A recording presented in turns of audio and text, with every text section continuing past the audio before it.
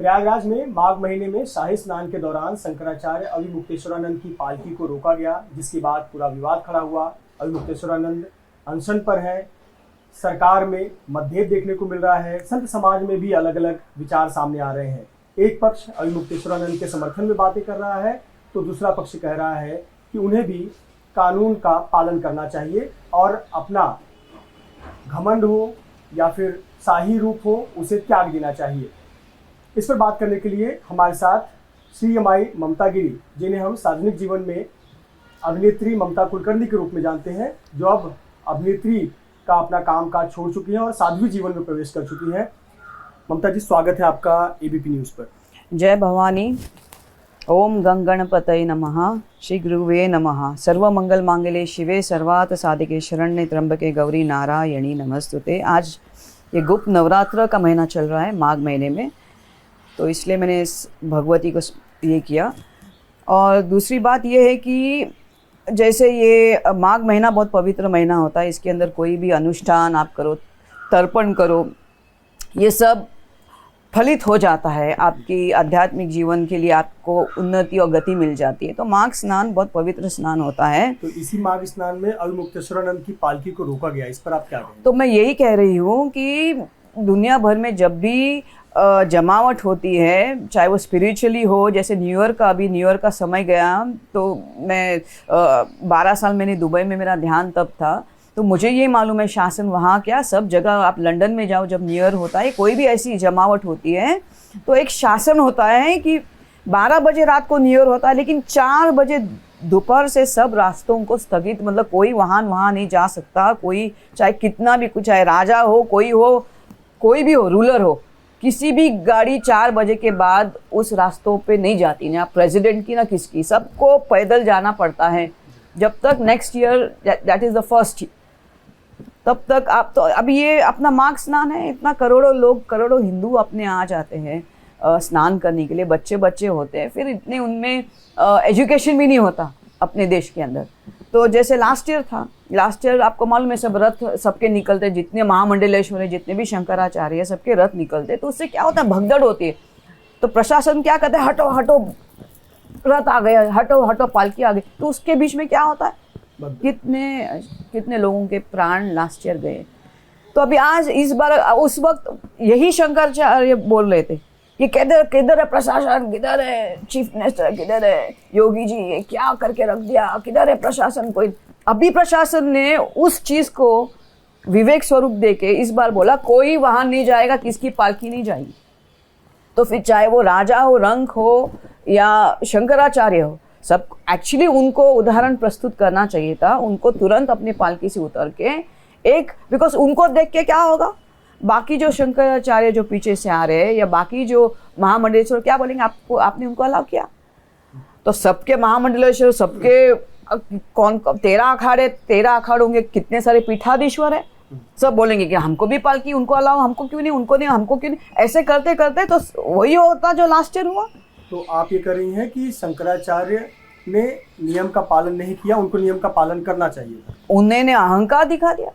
अभी उन्हीं के आदि गुरु शंकराचार्य, जैसे मैंने आपको बोला, उन्होंने पूरे सृष्टि, जो आदि शंकराचार्य थे 8वीं सदी के, जिनकी वजह से ये 4 पीठों की स्थापना हो गई, उन्होंने पैदल होके पूरे सृष्टि का भ्रमण करके ये 4 पीठों की स्थापना कर दी।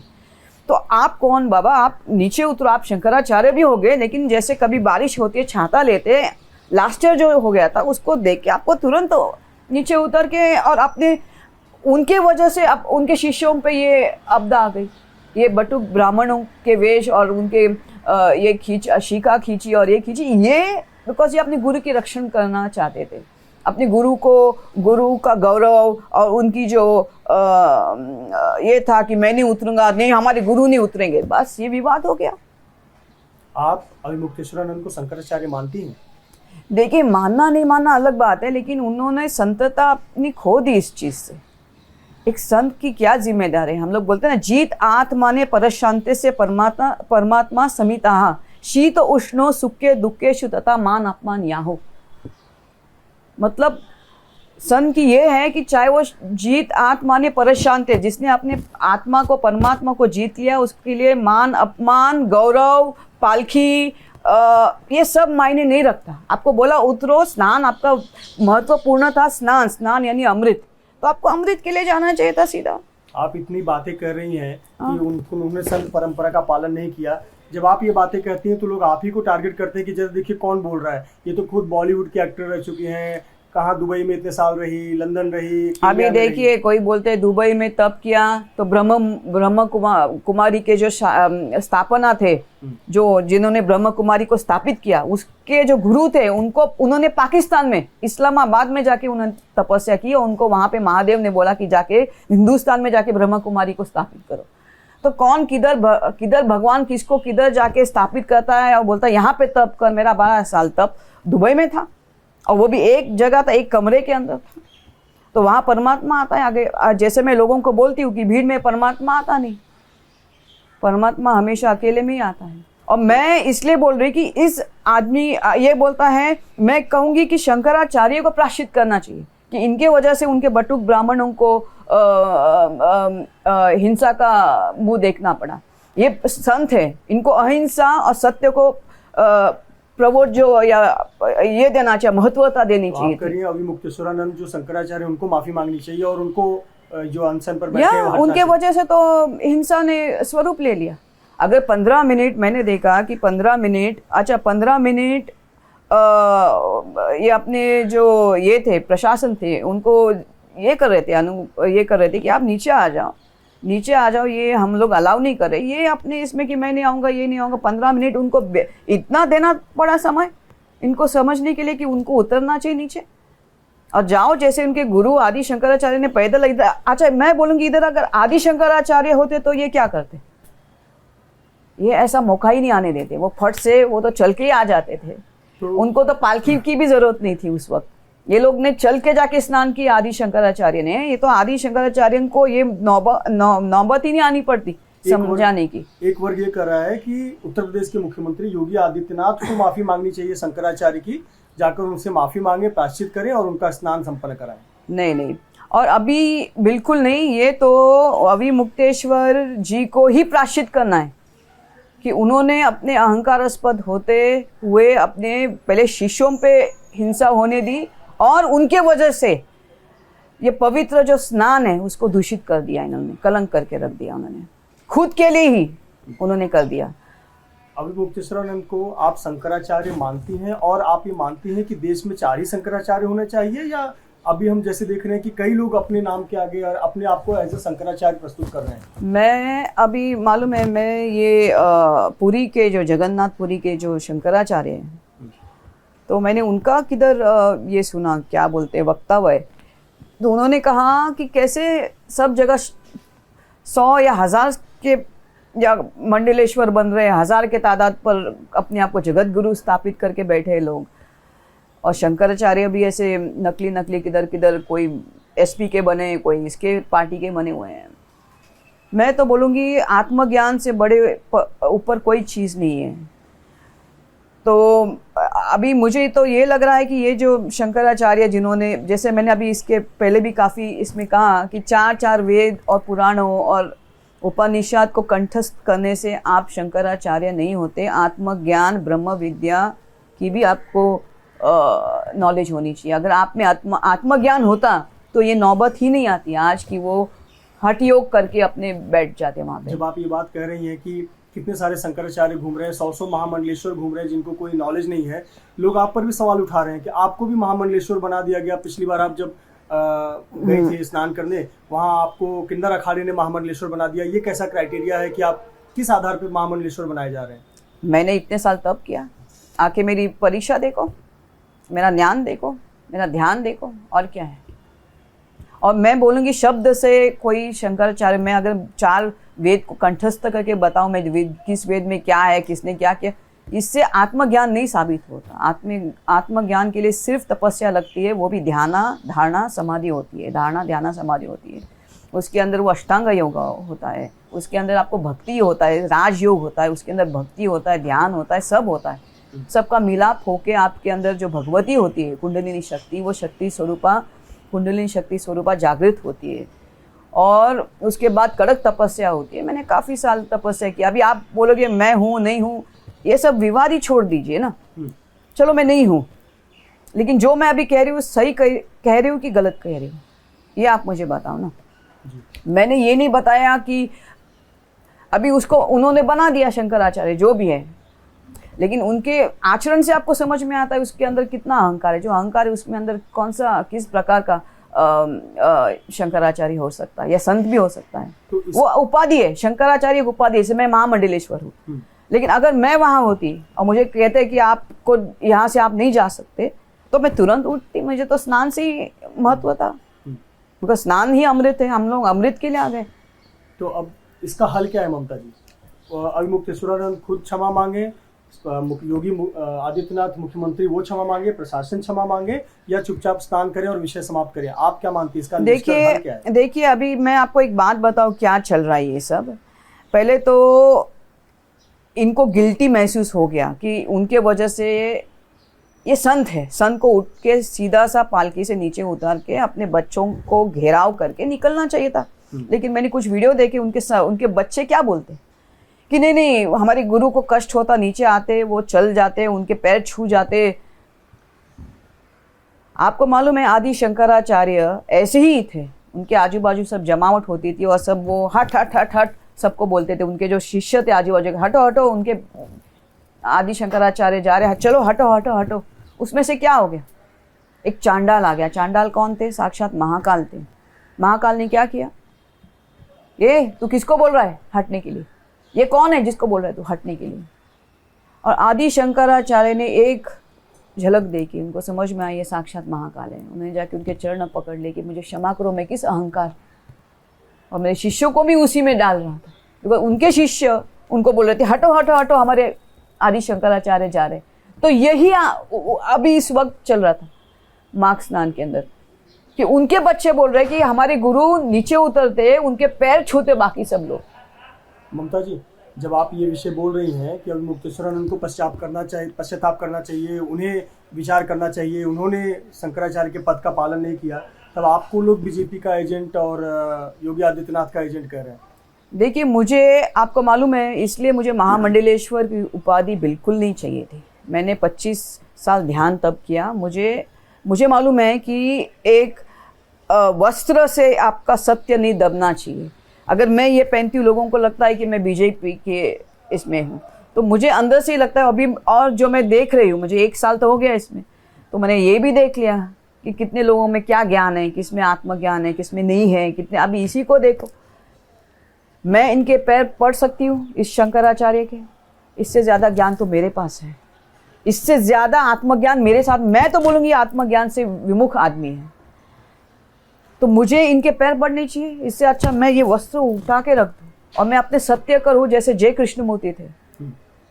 जैसे जय कृष्णमूर्ति है, काफ़ी विद्वान हो गए, उन्होंने सत्य बोला, किसी वस्त्र को नहीं धारण किया। इससे क्या हो गया? सत्य उजागर हो गया। अभी मैं कुछ भी बोलूँगी तो बोलेंगे मैं बीजेपी की एजेंट हूँ। अभी मैं कुछ भी बोलूँगी तो लगेगा बीजेपी, बिकॉज मेरा सत्य देख, मैं जो बोल रही हूँ वो सही है क्या गलत? आप कह रही हैं कि अविमुक्तेश्वरानंद से ज़्यादा आत्मबोध, आत्मज्ञान आपको हुआ है। देखिए मैं आपको बोलती हूँ, यजुर्वेद के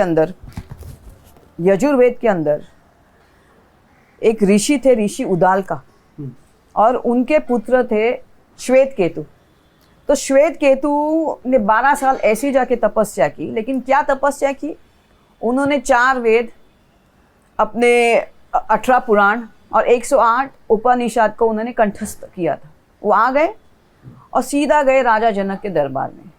राजा जनक के दरबार में सब स्कॉलर्स की कि इसमें से 10 स्कॉलर में से सबसे उत्कृष्ट स्कॉलर कौन, विद्वान कौन? तो ये गए, उनकी हार हो गई। अच्छा। और ये आ गए वापस अपने गुरु ऋषि के पास कि ऐसा आपने मुझे तो 12 ये सब वेद सब कंठस्थ करने के लिए 12 साल आपने मुझे भेजा, वो सब शून्य हो गया, ऐसा क्या हो गया? तो वापस उनको भेजना पड़ा इससे भी ऊपर की विभूति के पास, आत्मज्ञान और ब्रह्म विद्या को प्राप्त करने के लिए।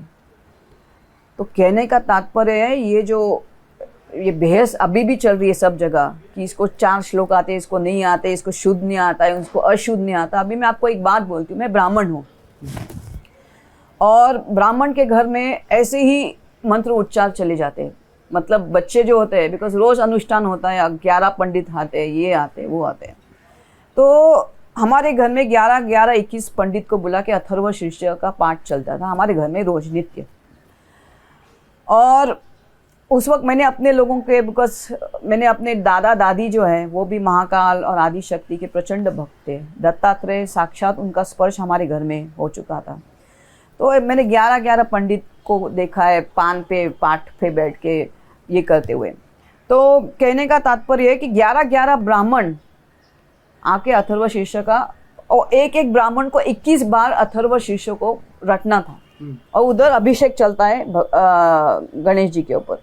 तो वो कैसे बोलते थे, ओम नमस्ते गणपतये त्वमेव प्रत्यक्षं तत्त्वमसि त्वमेव केवलं कर्तासि हर्तासि भर्तासि धर्तासि हर्तासि त्वमेव सर्वं खल्विदं ब्रह्माण्डं साक्षात् आत्मासि एतं वच्मि सत्यं माम वक्तारं शात श्रोतारं धातारं अवानुच अन्मोषि पश्चात् पृष्ठात् उत्तरात् दक्षिणात् जोतो, कोई शब्द का नहीं है।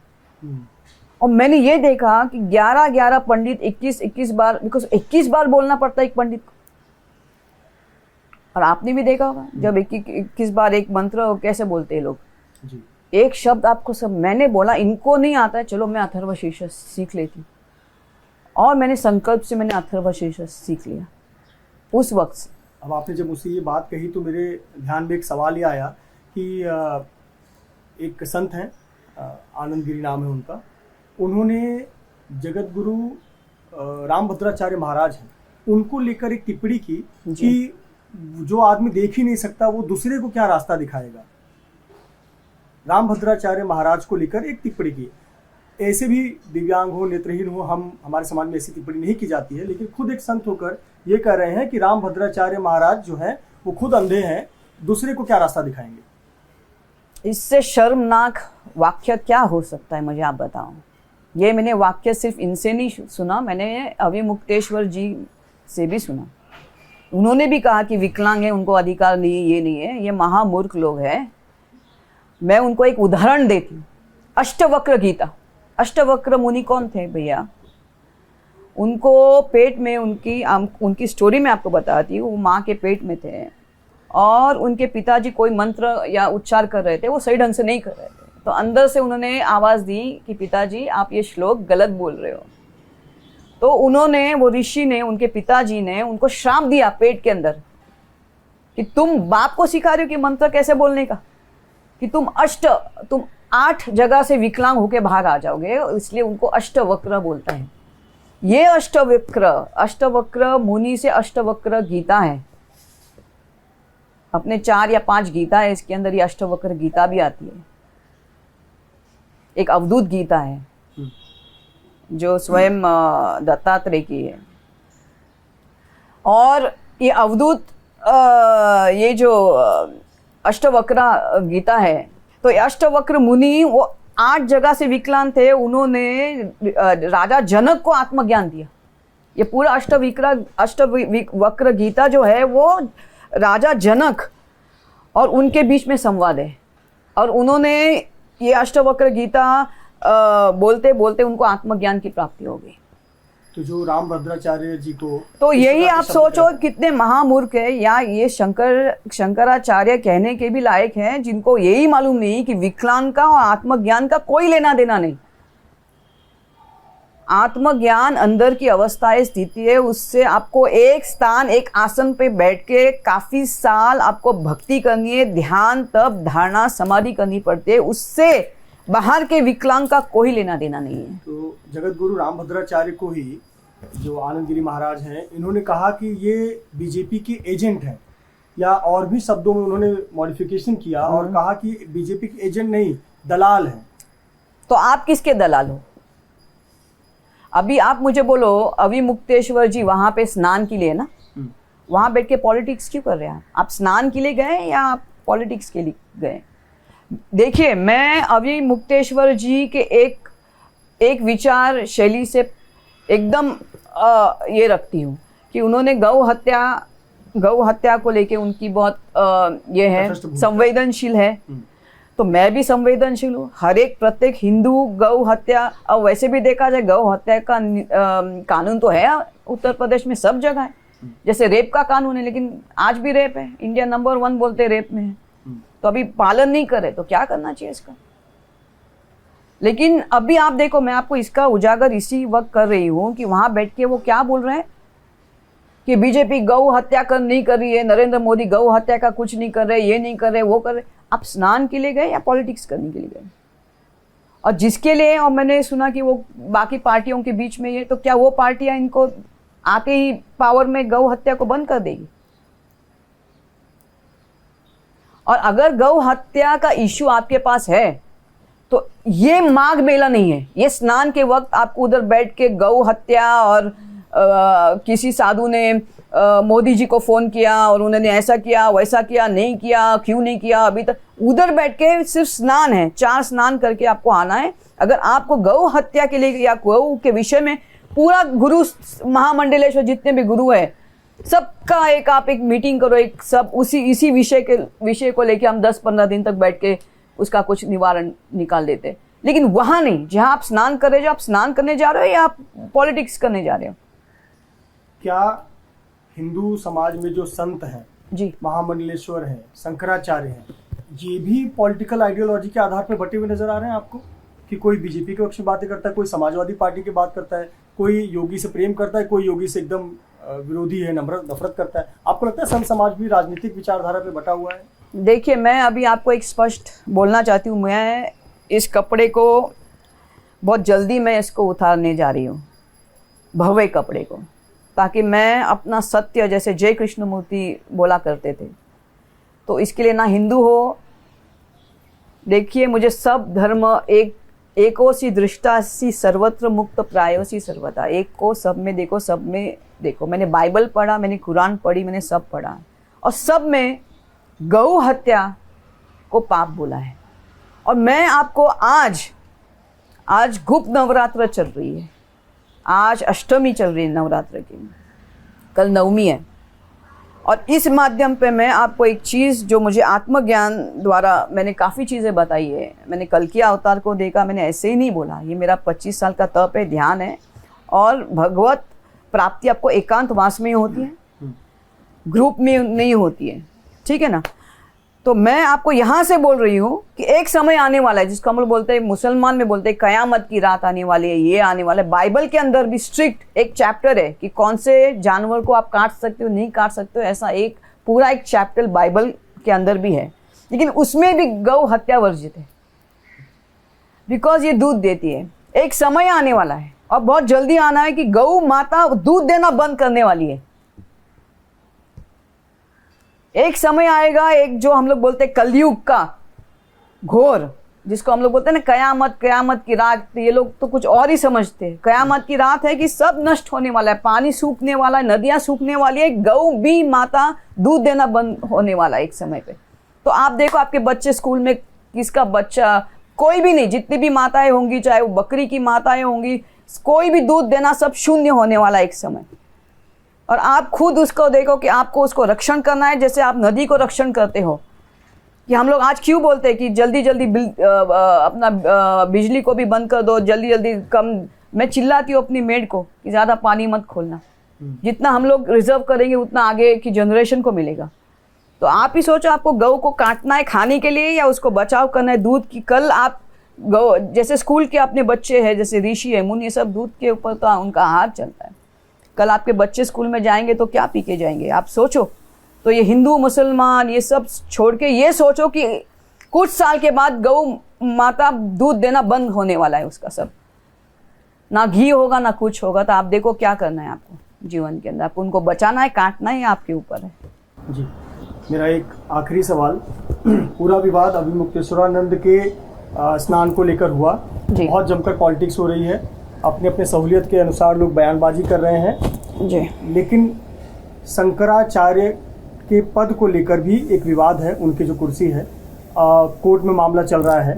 आप क्या मानती हैं कि इसका निर्णय क्या कोर्ट करना चाहिए या संत समाज को करना चाहिए, या शंकराचार्य उस पीठाधीश्वर का कौन होगा, उस पीठ का कौन होगा, ये कैसे तय होगा? नहीं, मुझे नहीं लगता कि कोर्ट को इसका होना चाहिए। ये तो सब गुरु मिलके सोचेंगे कि इसके पास वो पात्रता है कि वो शंकराचार्य बने। और शंकराचार्य सिर्फ शब्दों या सिर्फ 4 वेद रटा हुआ या 18 पुराण रटा हुआ शंकराचार्य नहीं चाहिए, आत्मज्ञान उसके पास होना चाहिए। जैसे आदि शंकराचार्य सिर्फ शब्दों के शंकराचार्य नहीं, आत्मज्ञानी थे, ब्रह्म विद्या के ज्ञाता थे, इसलिए इनके अंदर नम्रता थी। फट से उन्हें वो चंडाल के पैर छुए। अभी आप ही सोचो, ये अविमुक्तेश्वर शंकराचार्य को रखो और एक चंडाल को बोलो तो ये चंडाल के पैर पड़ेंगे? ये तो रथ से उतरने को तैयार नहीं स्नान के लिए, वो चंडाल के क्या पैर पड़ेंगे? जय भवानी। मैंने अपनी बहुत बहुत धन्यवाद हमसे बात करने के लिए। श्री यमाई ममतानंद गिरी, जिन्हें हम सब अभिनेत्री ममता कुलकर्णी के रूप में जानते हैं, जिन्होंने कहा कि शंकराचार्य सिर्फ वेद और पुराण के ज्ञान से नहीं बल्कि आत्मज्ञान और आत्मबोध से भी होना चाहिए। और ऐसे पर कहीं न कहीं अविमुक्तेश्वरानंद का अहंकार दिखता है और इस अहंकार को उन्हें समाप्त करना चाहिए। कैमरामैन आसिफ खान के साथ पृथ्वींजय सिंह, एबीपी न्यूज़, मुंबई।